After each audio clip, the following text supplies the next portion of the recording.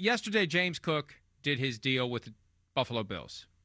A week ago, it was Kyren Williams with the Rams. I got the full breakdowns for both. And here's what happens. Let me give you a little peek of how this goes. When the news officially comes out, I start getting spun like by both sides. Like, this part's good. This part's good. How about this? How about this? Oh, you're going to say something at some point. You're going to say what's good and what's not. It's like, look, will y'all just leave me alone? I just want the numbers. Not some of them. Not this one that makes you look good. Not that one that may not be entirely accurate. I just want the numbers. Give me the numbers, and then we'll take a look at them, and we'll figure it out. So for James Cook, when you look at the deal, and there was stuff that was out there yesterday, stuff that was inaccurate. For example, there was one specific fact that was being pushed by a fairly prominent insider, one of the most prominent, that it's the most guaranteed money that any running back has gotten in 5 years. No, it's not even the most that anyone's gotten in 5 months, because Saquon Barkley got $36 million guaranteed on his latest deal, and Cook got $30. Here's the reality, though. James Cook's deal has a new money average of $11.5 million per year. Okay? Kyren Williams, Chris, has $11 million per year new money average. That has them at number 7 and number 8, respectively. The market is moving in the wrong direction. Incredible. And as further proof of that, 5 years ago, James Cook's brother Dalvin got his second contract with the Vikings. $12.6 million was the annual average for insane. Dalvin. That's insane. James, 11.5. It's got to change. It's incredible. It's the only market in all of NFL or professional sports that goes backwards. And as you know, and you've heard it, we know, you agree, whatever. These guys are the freakiest guys on the football field. They're like you've heard me say, and we've laughed about. They could beat the fastest guy in a team in a race, or at least race him. And even as a smaller guy, they can get in the middle of the locker room and wrestle a defensive tackle and be like, "Holy crap, he's hanging in there!" Right? It's a shame. There's got to be something done. I mean, we're abusing these guys, and it's incredible that is going backwards. 2 of the better running backs in the game right now, right? Been healthy, helping their football team, drafted by their team, don't surpass guys like Alvin Kamara, Jonathan Taylor, who signed his deal 2 years ago.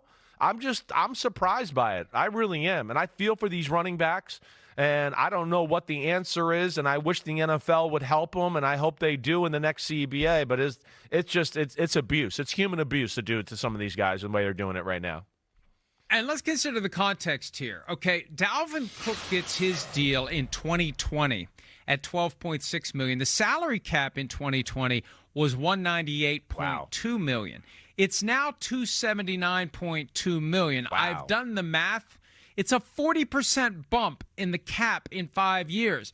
And the market for a running back has gone down in 5 years. So I think the Saquon Barkley, Derrick Henry stuff is an aberration in that they are so special they stand head and shoulders above the rest. Yeah. And look, and here's how it would be explained from James Cook's perspective.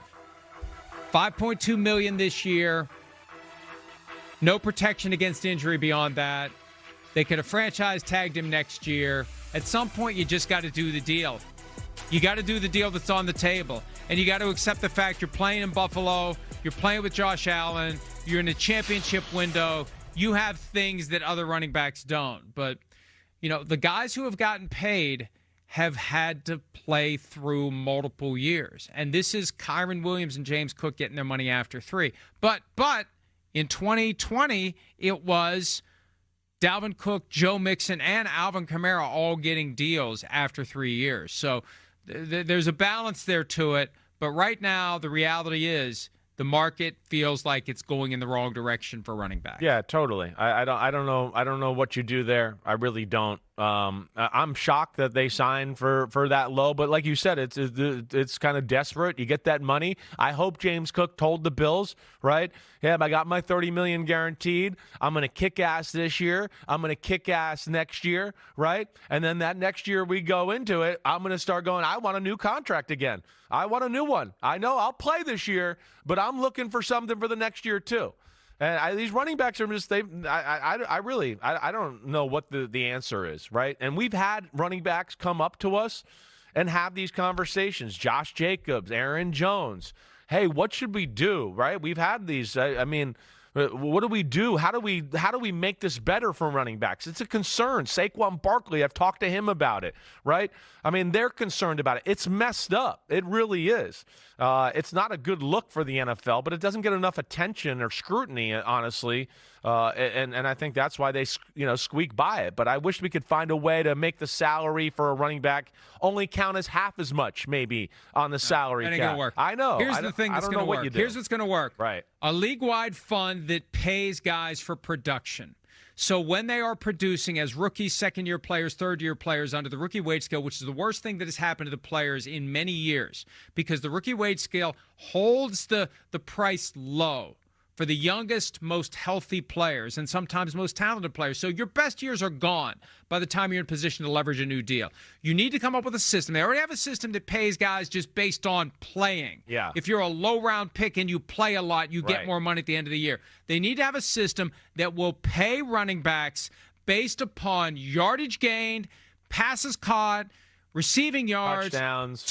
Yeah, right. And it's a bucket that they set up, and they pay the players out of that bucket. And maybe it's a gross number and it gets carved up based upon how many, I don't know, whatever it is, it's got to come separate and apart from the salary cap, and it's got to reward the players early in their careers for their actual production for their teams.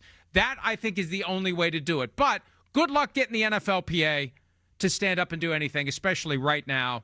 And the league doesn't want to do anything that costs them more money. They're happy with this system. They're happy with it. They get to chew up and spit out running backs. We'll just draft another James Cooks. We'll draft another Saquon Barkley. Well, maybe we won't. Yeah. But that's the way it's gone, and it's unfortunate. And I wish they would solve it, but they haven't, and I don't think they will. Hi, it's Mike Florio. Thanks for watching PFT on YouTube. Hit subscribe for the latest news and analysis from Pro Football Talk.